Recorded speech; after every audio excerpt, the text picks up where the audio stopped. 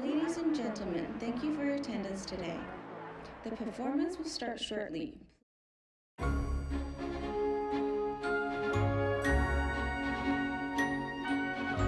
Dear parents, friends, guests, school members, and students, I'm delighted to announce the opening of the 2022 YCYW TEDx themed Building a Bright Future for Humanity here in Shanghai.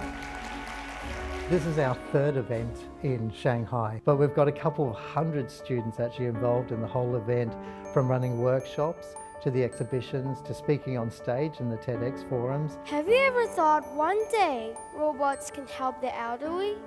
Even though I'm 9 years old, I still feel it is very important to share some rules of recycling and using fewer plastic bottles. We spend a lot of time talking about values and virtues at all of our schools. The key parts of this is to help the students not only learn a set of values that we think are important at the school, but to bring them to life, to reimagine what those values mean for them. You're all familiar with the carbon cycle, right? You know, the ones that's been repeated for decades onwards, been ignored time and time again. So my speech was about the nitrogen cycle, the human impact of it, the effects of it on the environment, and what we can do to help remediate that.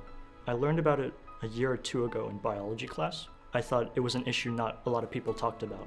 Throughout life, there have been many points where I've felt like an outsider. Back in kindergarten, I was different. Sounded American, but I'm Tanzanian. China's where I'm born in. What I want to do with my music, I want to reach out to the audience of just people who feel alone, people who are dealing with depression, anxiety. I want to reach out to them and say, it's okay. You can get out of this. You can go through it. TEDx Youth, it's about providing a voice to students.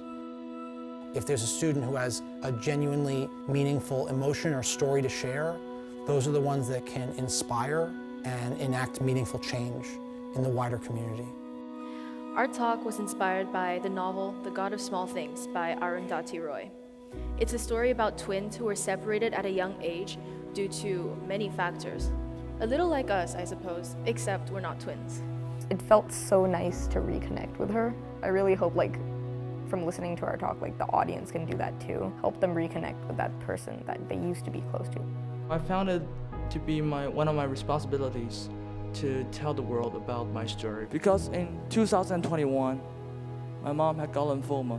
My story could be the story of others, but I'm here to represent all of them, all of those people who got lymphoma, and to tell them how we can conquer this disease. The whole purpose of the event was really to enable the children to share their ideas.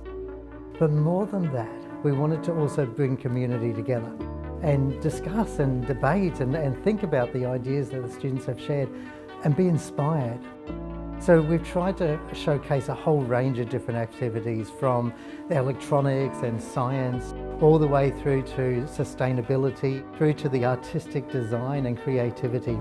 We've got a range of different workshops as well that we're trying to help people to engage with one another and to be interactive, not just coming along and being passive observers and watching, but actually engaging with each other. So this is the crime scene investigation that the science department is working on. So we have a fake scenario for a murder crime scene.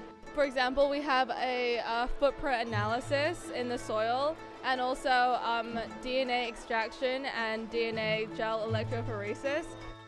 The things that we learn in the classroom may be just content-based and not applicable, but this shows you what it can actually do. 这是我们第1年参加比赛，今年的比赛就是这个机器把这个球投到这个篮筐里面去得分。这个比赛已经举行了30多年，是一个国际性的比赛。我们的平均年龄现在只有14、15岁，所以我们其实有更长的时间来积累这些经验。So this is the YCIS Hackathon 2022, and it essentially involved our Year 10 and 11 students and some Year 7, 8s and 9s, and they were working together in small groups to create solutions to the Sustainable Development Goals. Our students are about to go out into the wide world, and so allowing them to develop these research skills in a less scaffolded framework, I think will help them prepare for whatever it is that they end up doing later in life. These are journeys that I think our young people need to go on, and our adult learners are still going on together as well, and that we're exploring those things together, that we're building the collaboration and the community. And again, those are such important values to us, that it's not about the individual, it's about us coming together collectively for a better world.